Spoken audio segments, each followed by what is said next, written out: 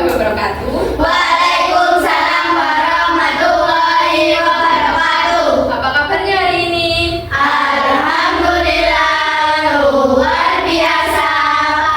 Pagi yang ceria, senyum yang manis. Aku pasti bisa.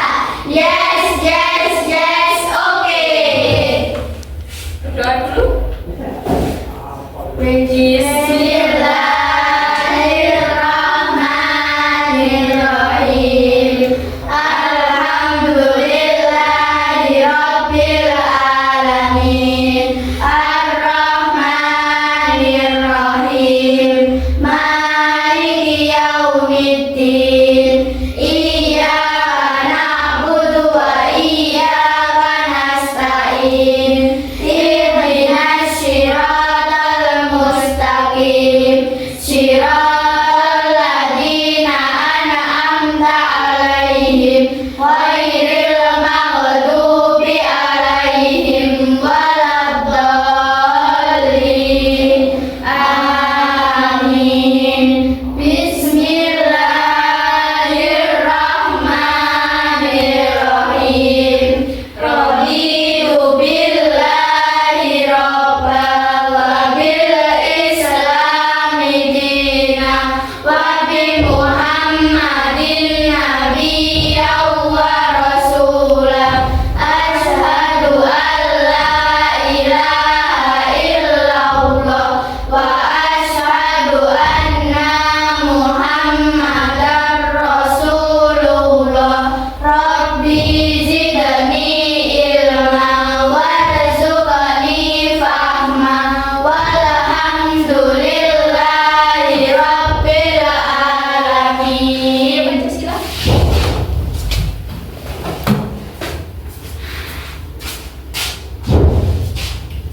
Pancasila. Pancasila. Pancasila. Satu. Ketuhanan yang Maha Esa. Ketuhanan yang Maha Esa. Dua.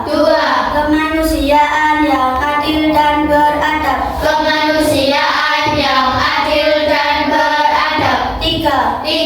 Persatuan Indonesia. Persatuan Indonesia. Empat. Kerakyatan yang dipimpin oleh hikmat kebijaksanaan dalam permusyawaratan perwakilan. Kerakyatan yang dipimpin oleh hikmat kebijaksanaan dalam permusyawaratan perwakilan. Lima. Keadilan sosial bagi seluruh rakyat Indonesia. Keadilan sosial bagi seluruh rakyat Indonesia. Kita absensi dulu ya. Adinda Aprilia Azhara, Hadir. Ajeng Rifda Pramesti, Hadir. Maya Deviana, Hadir. Nadia Triwulandari, Hadir. Raina Zulfa Salsabila, Hadir. Stefani Angelita Prananda. Hadir. Sebelum memulai pelajaran, kita ice breaking dulu. Ice breakingnya yang pertama, kita tepuk semangat dulu ya. Bisa kan ya? Bisa dimulai. Tepuk semangat. Semangat. Kan semangat. Sekali lagi. Tepuk semangat. Semangat.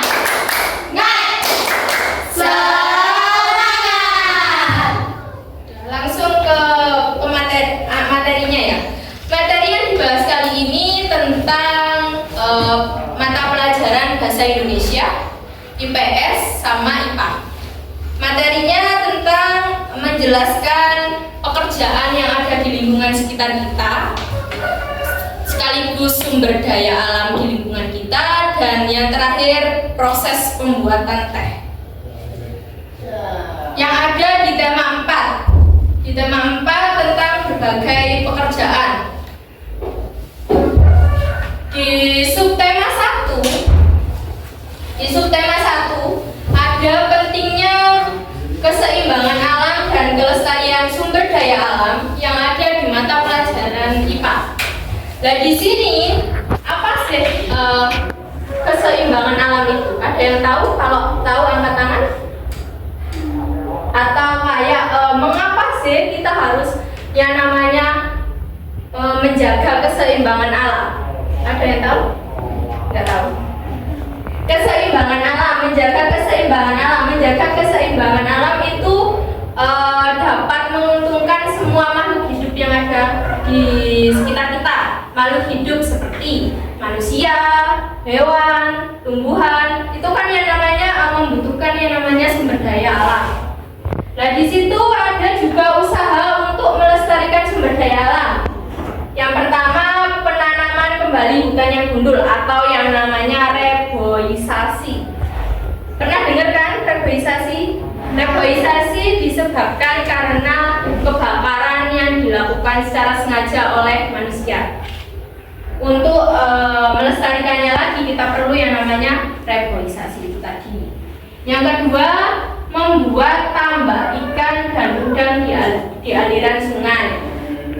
Yang ketiga, meningkatkan penggunaan sumber daya alam. Sumber daya alam itu banyak contohnya, seperti kayak penggunaan elektronik, listrik, itu juga masuk ke sumber daya alam. Ya, lanjut.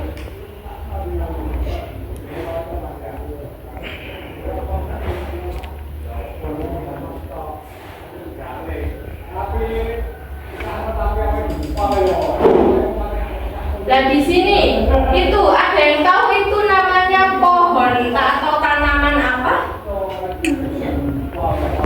Itu yang namanya pohon bakau. Pohon bakau ini biasanya berada di sekitar atau di daerah pesisir pantai. Fungsinya buat apa? Fungsinya buat menahan gelombang laut atau supaya tidak terjadi yang namanya abrasi atau kayak tsunami, ya kan? Itu fungsinya tanaman bakau di situ. Atau kayak kalian pernah lihat nggak kalau di pantai itu tanaman yang ada di pinggir pantai bentuknya kayak pohon beringin itu loh, Rek? Pernah lihat? Nah, itu yang namanya pohon bakau. Terus lanjut. Itu di gambar itu ada banyak sampah yang berkeliaran, ya kan? Di sini juga kan nggak selalu lingkungannya bersih sini, tapi kita mengupayakan bagaimana caranya supaya lingkungan kita itu bersih. Contohnya, cara yang bisa dilakukan supaya lingkungannya bersih atau tidak tercemar, itu caranya gimana? Membersihkannya dengan cara menyapu boleh, atau membuang sampah pada tempatnya, terus mengambil boleh, mendaur ulang sampah boleh, dan penggunaan sampah plastik yang dikurangi. Karena makanya itu kenapa kok sekarang itu di Indomaret itu kan nggak boleh pakai yang namanya kantong kresek. Fungsinya apa? Lanjut, ini ada mata pelajaran IPS tentang jenis pekerjaan yang ada di lingkungan sekitar kita. Jenis pekerjaan. Nah, ini pekerjaan itu ada dibedakan menjadi 3.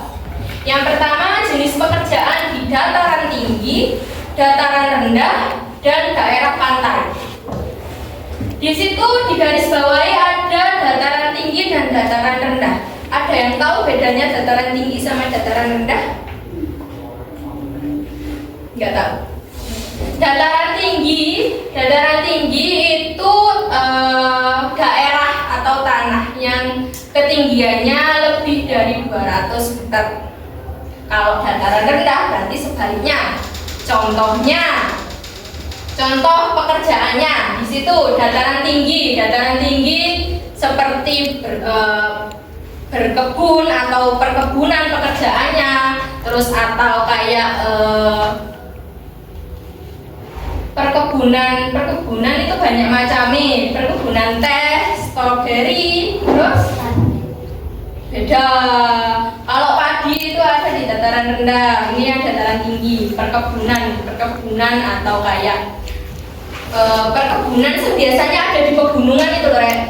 Nah, tuh ada yang di pegunungan yang udaranya dingin. Kayak contoh di daerah sini bisa kayak Wonosala atau kayak Pacet, Trawas, itu kan dataran tinggi, bisa itu. Terus yang kedua ada di dataran rendah. Dataran rendah itu seperti yang di daerah sini. Sini kan banyaknya kan petani pekerjaannya. Selain petani juga ada yang namanya pedagang. Kalau petani itu kan nggak harus bertani padi sih. Ada juga yang bertani lainnya. Contohnya jagung, lainnya jagung. Itu juga contoh. Itu yang ada di dataran rendah. Terus kalau yang ada di pekerjaan di daerah pantai. Di daerah pantai ini pekerjaannya seperti Mencari ikan. mencari ikan, itu namanya apa? Seorang yang mencari ikan apa? Nelayan. Nah, itu contohnya yang ada di daerah pantai.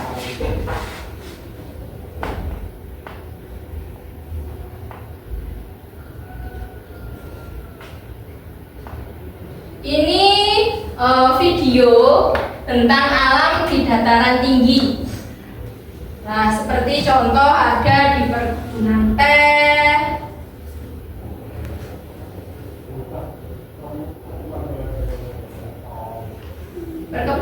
yang ada di Jawa Barat.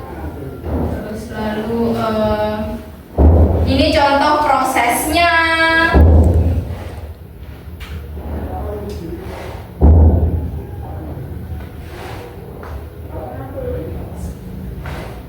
Sayur-sayuran juga nggak harus buah-buahan, sayuran juga bisa kayak wortel, tomat, cabai juga bisa. Terus lanjut, ini yang ada di dataran rendah.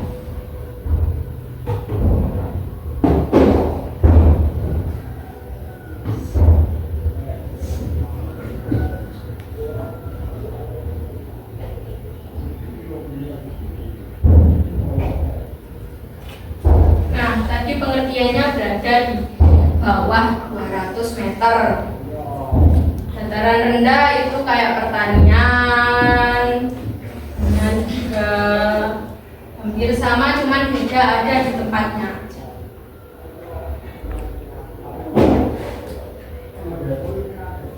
Lanjut ke daerah pantai. Daerah dataran dan lautan perbatasan. Banyak fungsi pantai, contohnya kayak pariwisata. Banyak kan, kalau orang-orang daerah sini kan pengennya berlibur atau berpariwisata kan di daerah pantai. Kenapa kok gitu? Karena daerah pantai itu sejuk. Terus daerahnya itu juga sepi, menyenangkan.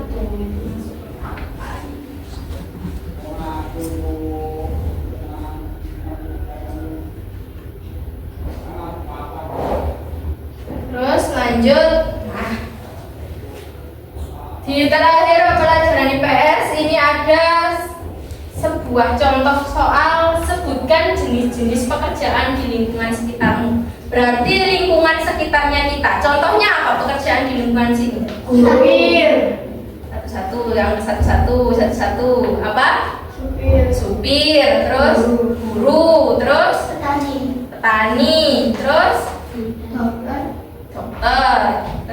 Terus pedagang dan lain sebagainya. Kalau di gambar ini contoh pekerjaan apa sih?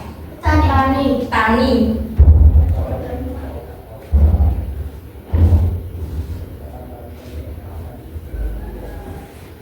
Sekarang ke mata pelajaran bahasa Indonesia tentang ulasan atau mengulas isi bacaan yang ada di dalam buku.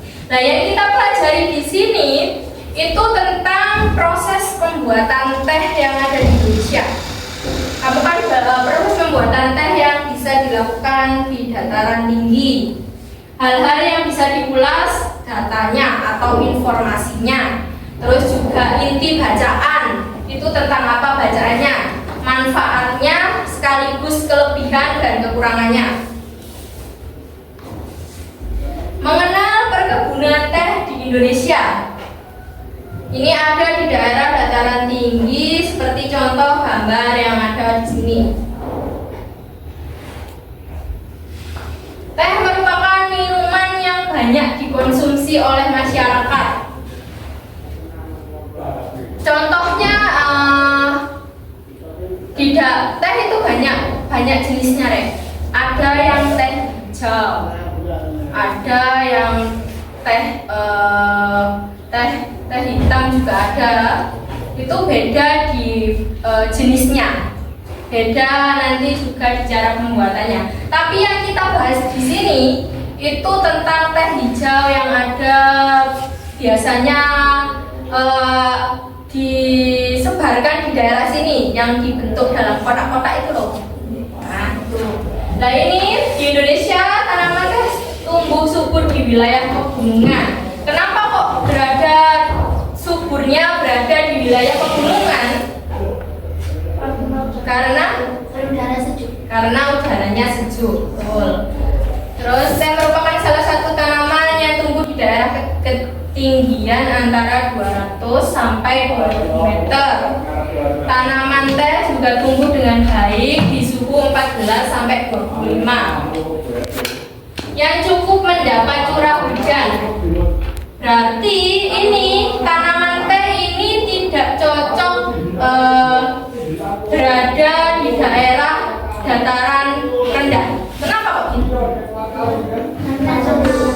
Karena panas bisa. Karena curah hujannya lebih rendah daripada yang di dataran tinggi, gitu bisa. Lanjut. Nah, di Indonesia perkebunan teh tersebar di beberapa wilayah pegunungan di Pulau Jawa dan Pulau Sumatera.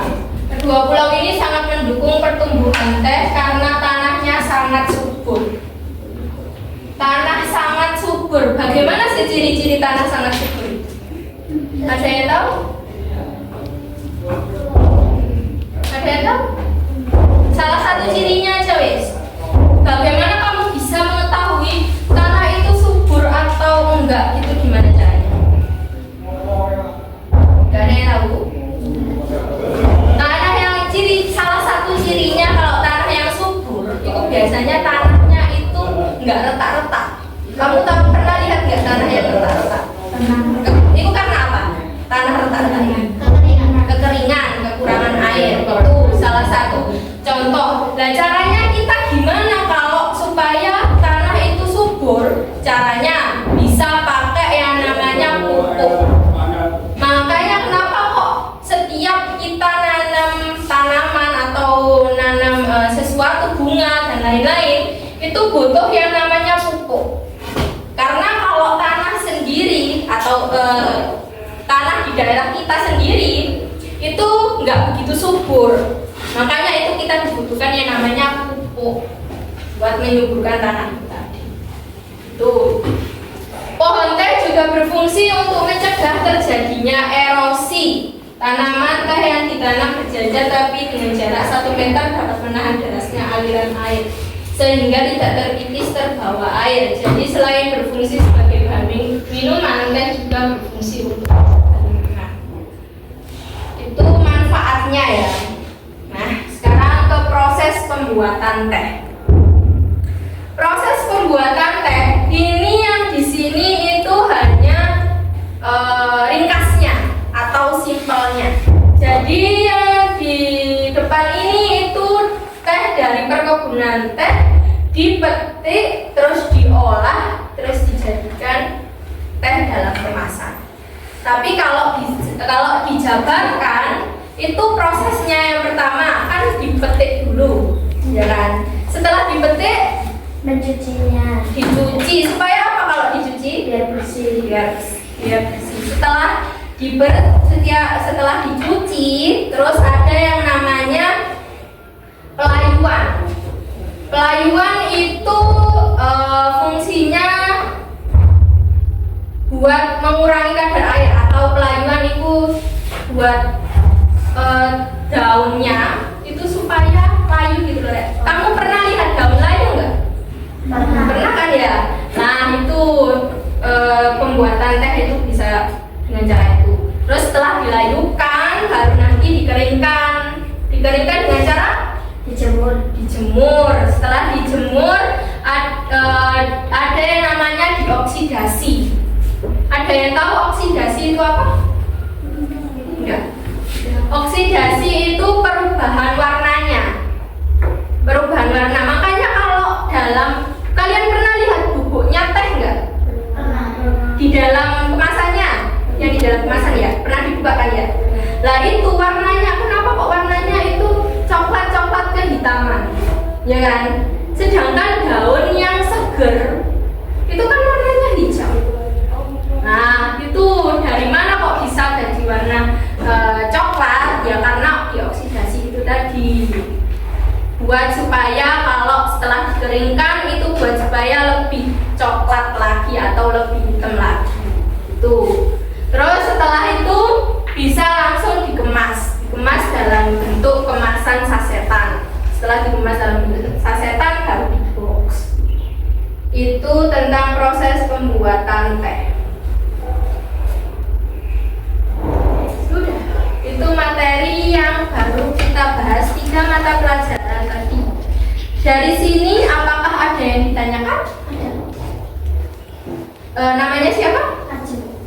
Apa yang ditanyakan? Dalam proses pembuatan teh tadi ada tahapan pelayuan. Apa fungsi dari pelayuan itu? Fungsi dari pelayuan tadi, seperti yang kita bahas tadi, fungsi pelayuan. Fungsi pelayuan itu terutama fungsinya itu untuk yang namanya mengurangi kadar air. Kalau daun yang subur, ya kan, itu kan kadar airnya banyak sekali.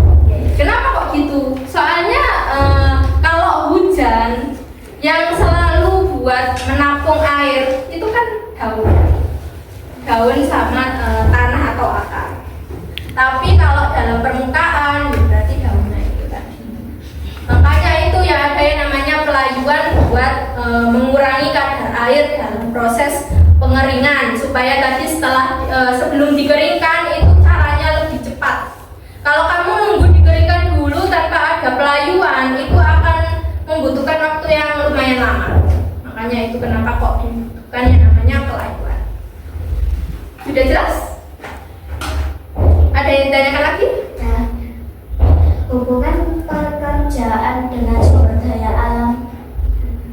Hubungan pekerjaan dengan sumber daya alam yang ada di lingkungan.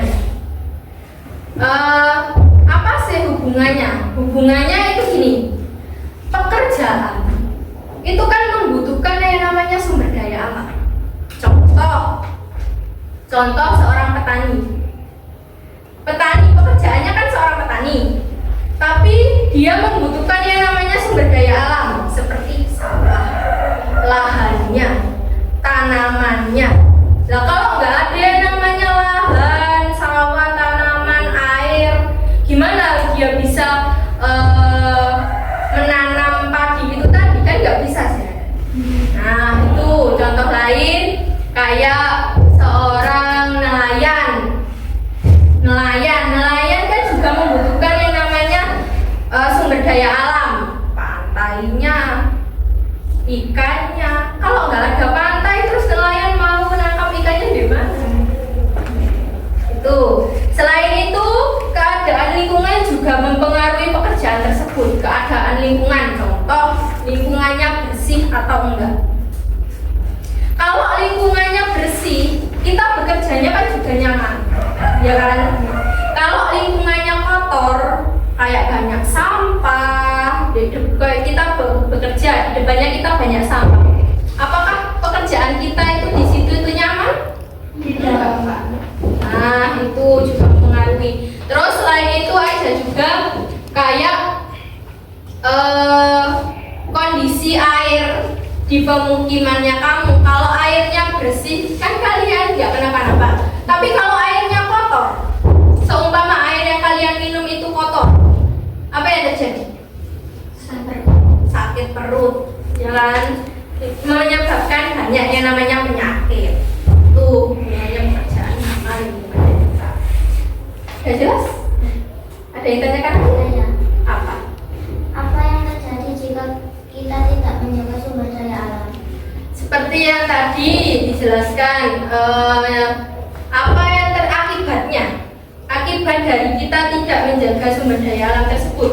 Akibatnya itu seperti itu tadi, kalau banyak sampah bisa jadi kita sakit, menyebabkan banyak penyakit, ya kan?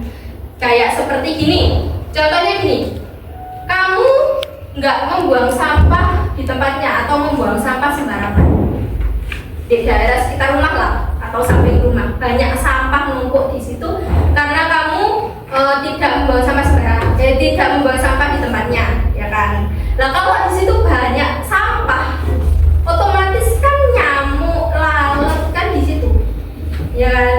Lah di situ terus setelah itu kan jelas nyamuk, seumpama contoh nyamuk di situ. Terus kali ngono, terus habis itu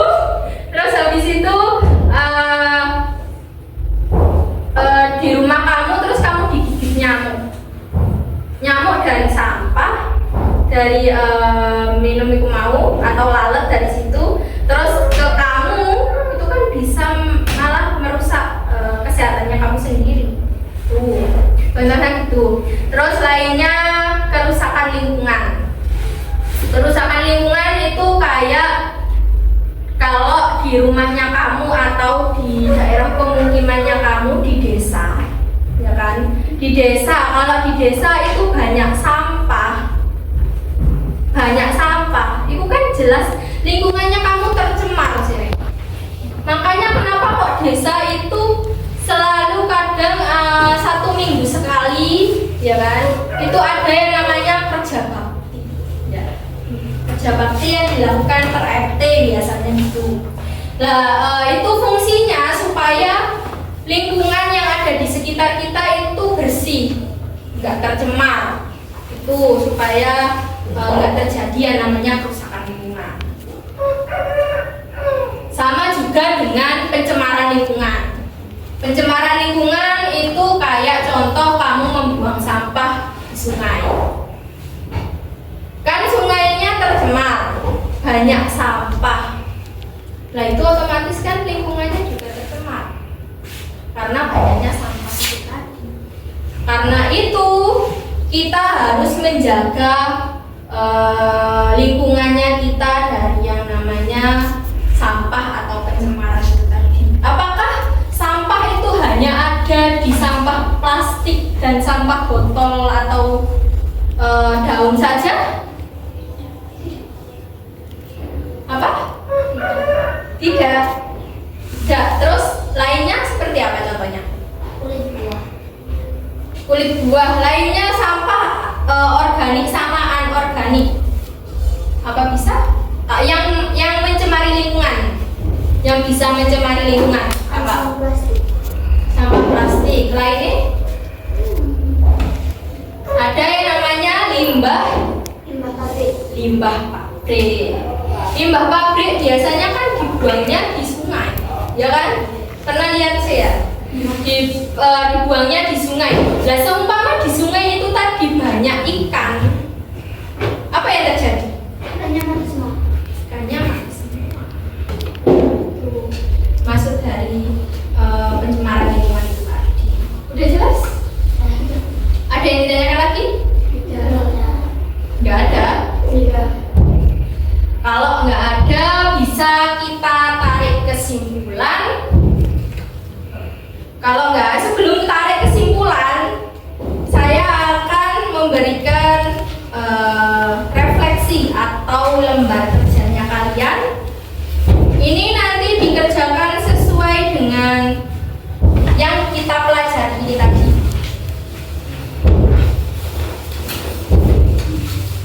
Dikasih nama sama tanggal sekarang.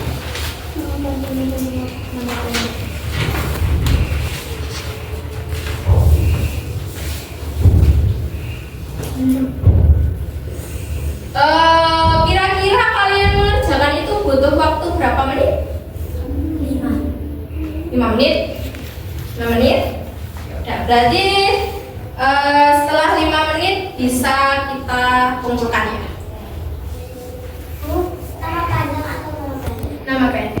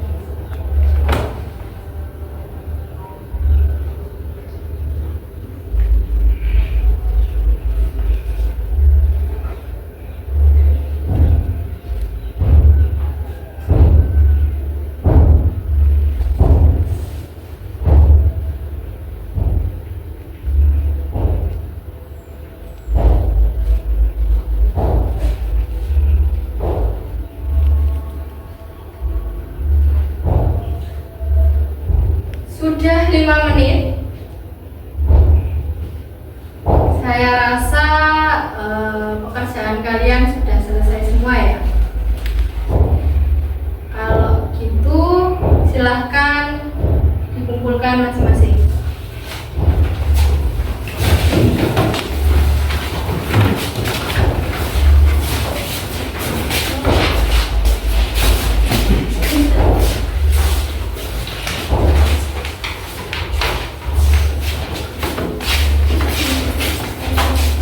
Dari lembar referensi tadi bisa kita simpulkan, dari materi tadi semuanya bisa kita simpulkan bahwa hubungan pekerjaan dengan sumber daya alam atau lingkungan sekitar kita itu sangat penting, karena pekerjaan memanfaatkan yang namanya sumber daya alam.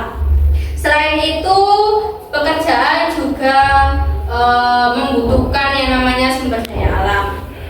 sekaligus yang tadi proses tahapan pembuatan teh. Yang pertama dipetik dulu, setelah tehnya dipetik dipetik ya, memetik teh. Setelah memetik teh yang bisa dilakukan dalam proses pembuatan teh apa? Mencuci. Setelah itu menjemur. Sebelum dijemur ada yang namanya pelayuan. Nah, terus baru dikeringkan. Setelah dikeringkan dihancurkan atau namanya bisa juga dioksidasi supaya warnanya lebih gelap. Setelah itu baru dikemas. Itu kesimpulan dari materi yang bisa kita pelajari hari ini. Itu tadi materi dari tema 4 tentang berbagai pekerjaan. Sudah selesai materinya ya kan. Setelah ini bisa kita akhiri dengan berdoa atau baca hamdalah bersama-sama.